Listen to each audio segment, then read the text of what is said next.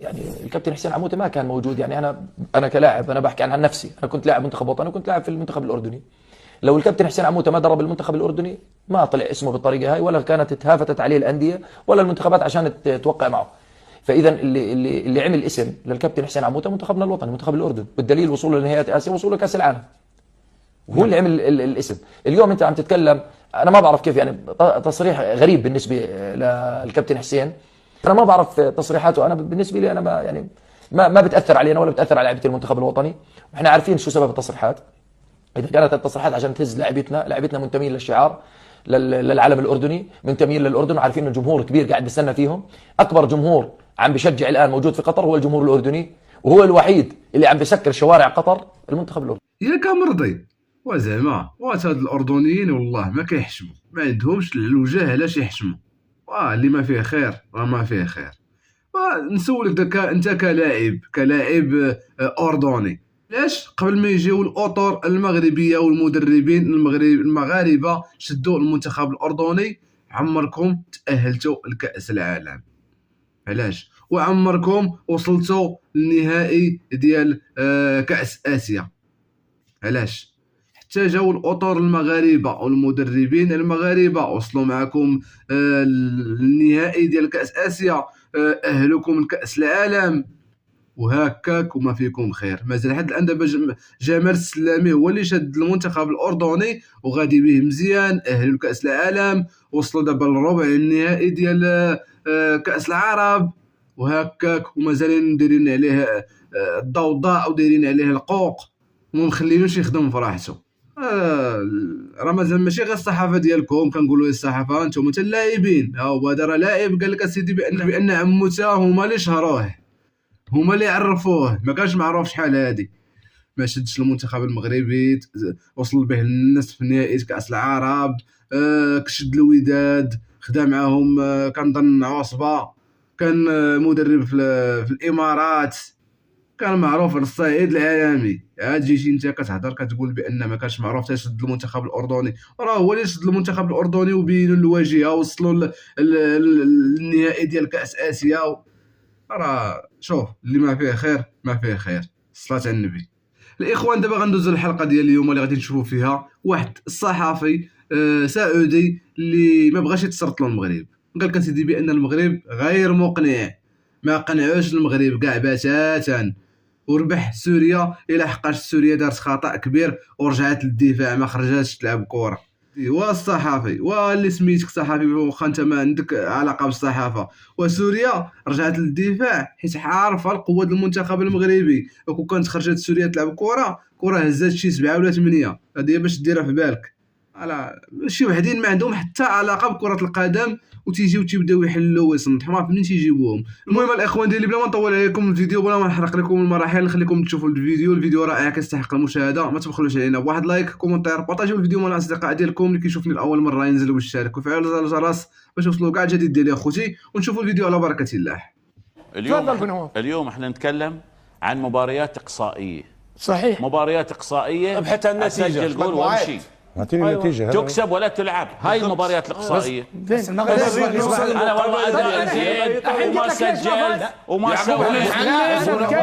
نواف ممكن حتى بالاقصائيه المغرب حتى اليوم افضل صح بكثير، ادوار اقصائيه ولكن المغرب افضل. المغرب من اول دقيقه تشوف تركيزهم وتشوف الحبايب مو شايفين المباراه. لا يا عمو احنا اليوم افضل من سوريا. من اول دقيقه تحس المغرب على ما قال كابتن عبد الرزاق هو افضل من سوريا ونوايا الفوز. لا بغض النظر سوريا اليوم من 10 سوريا انا اعطيه تدري كم يا ابو عبد الله. حتى المغرب اليوم مو مع سوريا اي فريق ادوار اقصائيه. قلت لك امس لما تكون بالمجموعه تبي تتاهل، لما تروح ادوار اقصائيه استراتيجيه غير مختلفه راح يلعب للفوز. يا اخي اعطاني الملعب على ابو خالد، اعطاني الملعب اليوم، اعطاني الملعب وهو قال لي العب من سوريا علي. سوريا قاعد يدافع الملعب يا جماعه. 2006 اسوأ اداء في البدايه كان ايطاليا، تمام. وفي النهايه ابتدت النسق يعلى، مش تحفه، مش لا. وفي النهايه معلش خلينا نشوف الناس في العالم. تفضل راشد. ونواف انا مستغرب من حمد، لان تو كنا نتكلم عن المنتخب السعودي قال المهم الفوز. الحين يوم تكلم عن المغرب قال انا قلت المهم الفوز. لا لا لا لا ما هو لا يبطل المهم الفوز، ما سالت عن المستوى. دافعت عن لا لا انا دافعت عن الاسئله المهمه. تقول كلام ما قلنا. انا ما قلت المهم الفوز. ما قال عنك شيء. ما قلت يقول عني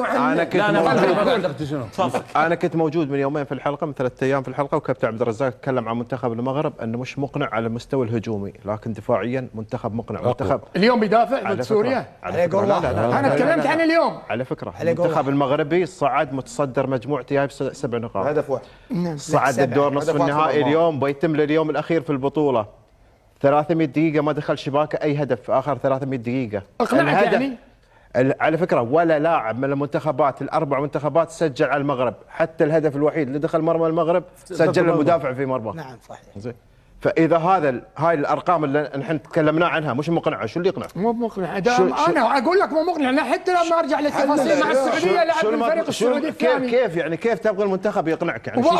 يعني في النهايه يلعب ضد منتخبات ما بيفوز كل مباراه. راشد انت نفسك لما جينا قلنا من افضل 3 فرق في الحلقه اللي قبل امس ما ذكرت المغرب. ليش ما ذكرته؟ انا من اول حلقه مرشح المغرب والجزائر. خلي الترشيح، حنا الترشيحات رشحنا كثير. انا ليش ما قلت انه من هذا هو الكلام. من الاردن وفلسطين والسعوديه مقابلاته في الدوره الهجوميه. نعم احسن المقابلات اليوم ايوه يعني معناه مش مقنع. من 4 اليوم احسن واحده مش مقنع.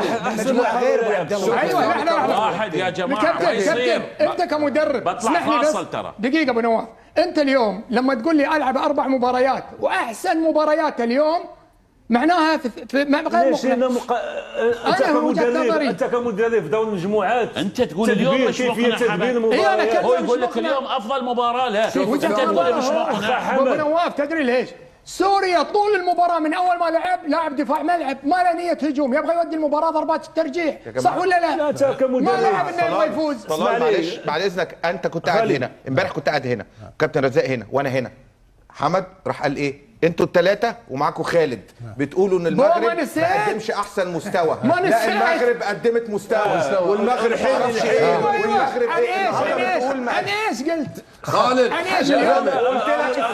قلت لك انا اليوم انا اتكلم عن اليوم. طيب لما تتكلم عن الكلام حمد لو ما قال شيء ما يستوي حمد دبيخ يا ابو نواف. والله ما يستوي. صاير ضد الرياض. ما تتكلموش عن المغرب والمغرب مقدمه.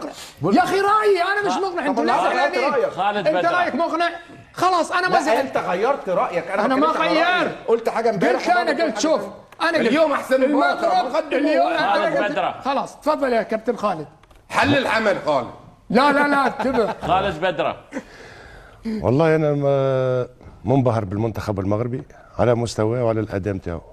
تلت الدوره كامله عنده استحفاظ معناتها في الخط الدفاع، في وسط الميدان، في الهجوم. صحيح نحن متفقين اللي كونه ما كانش ايجابي ما بالارقام مسجل 8 اهداف، صح ولا؟ المنتخب المغربي 5 أهداف. 5 أهداف. داخل مرمى هدف.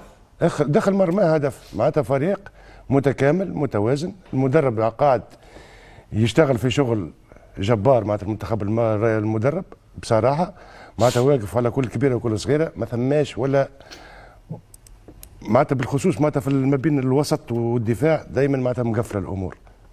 هذا اللي قاعدين نتابعوا فيه.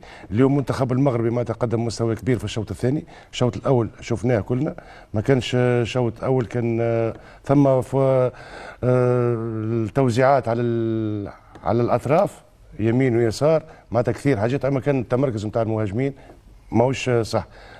توازن وصل في الشوط الثاني. كان معناتها فعال المنتخب المغربي، ضغط على الفريق على المنتخب السوري تيلت الشوط الثاني، وكان ينجم يسجل اكثر من هدف، ما في الاخر سجل الهدف نتاعو. نرجع للمنتخب السوري. المنتخب السوري من بدايه المباراه، من بدايه الدوره وهو في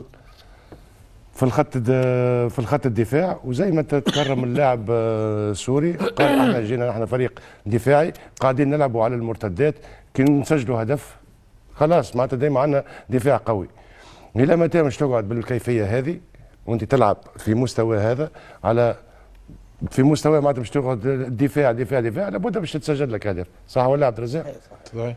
نقول لك المنتخبات الكبرى تعرف كيفاش تفوز في المباريات. عارف ليش تفوز. اما انت انا نريد نوصل لهدفي، نوصل للمقابله النهائيه. ما عندوش ادوات باش افوز باي طريقه نحب انا كمدرب. انت اليوم ما عندكش خربين. كابتن خالد منتخب سوريا شوف سجل هدفين في البطوله مسجلينهم عمر الخريبين، يعني هذا هو شغل اهدافه، هذا هو مسجلينهم عمر الخريبين. ما عندوش مهاجمين اخرين باش يسجلوا له اهداف. على فكره خليني نرجع للارهاق خالد سامحني. الارهاق اللي اليوم المنتخب السوري معناتها بدنيا ضاح بدنيا. بان صح. بان طاح بدنيا. انا مش نرجع لك بس المباراه سوريا وفلسطين. ما كانش اجهاد كبير في المباراه هيك، صح ولا؟ صح. بيلعبوا على التعادل بشهاده الجميع. ما ثماش ريتم في المباراه، كانت قريب توصل باص بس معناتها المفروض اليوم المنتخب السوري يظهر باداء اقوى. انا كنت نتكلم على المنتخب المغربي قدم مستوى كبير ضد المنتخب السعودي، وكان رتم في المباراه، وطيل 90 و 92 ولا 94 دقيقه المنتخب المغربي متماسك ومتجانس وكان قوي، امكانيات اعلى. هذا هو. انت اليوم كنت تتكلمني على المنتخب السوري اليوم بدنيا يعمل دروب معناتها. انا عايز اقول بس ان طارق السكتيوي واخد برونزيه اولمبياد باريس، صح، يعني هو مدرب المغرب برونزيه، وواخد بطوله الامم الافريقيه تحت 23 سنه. لا المحليين الشان. لا بطوله الامم الافريقيه تحت 23 سنه. لا مش هو كابتن خالد. لا مش هو. طب تمام. اللي عايز اوصل له في ايه؟ ان المنتخب ده ما يعتبرش منتخب تاني، ده قد يكون المنتخب الثالث، لان هم عندهم كل اللعيبه اللي لعبوا في اولمبياد باريس تحت 23 سنه، منهم البعض راح المنتخب الاول، ومنهم لعيبه ما تقدرش تيجي مع حتى المنتخب الثاني عشان بيلعبوا في اوروبا. تمام. احنا دلوقتي بنتكلم على المغرب اللي هو يعتبر منتخب ثالث، ما بنتكلمش على اول ولا ثاني، واحنا كمان بنقيم منتخب ثالث. فانت لما تيجي تقول لي النهارده المنتخب الثاني كلهم محترفين في الدوريات، انا ماليش دعوه محترفين. انا عندي قوام، انا عندي قوام منتخب اول. خلاص النهارده تم الاختيار بتوع كاس الامم الافريقيه، وزي ما كابتن خيري يقول لنا يعني في منتخب تاني مش موجود. الاولمبي في اكتر من 15 لاعب محترف في اوروبا، ما فيش حد فيهم جه في المنتخب الثاني. المنتخب الثالث مغمور، كلهم محترفين وخبرات. انا في النهايه بتكلم في ايه؟ ان ده منتخب جيد قدر انه يوصل للدور قبل النهائي ب5 اهداف وهدف وحيد بنيران صديقه دخله في مرماه. فاحنا بنقيم فريق قدر انه يوصل للمرحله دي وهو منتخب ثالث. بس كان هذا هو الفيديو ديال اليوم الاخوان. كنتمنى الفيديو يكون الاعجاب ديالكم. شكرا لكم على الدعم، شكرا لكم من قلب الاخوان، وشعارنا الدائم الله الوطن الملك. تهلاو لي فراسكم، نشوفكم فيديو جديد ان شاء الله. مع السلامه.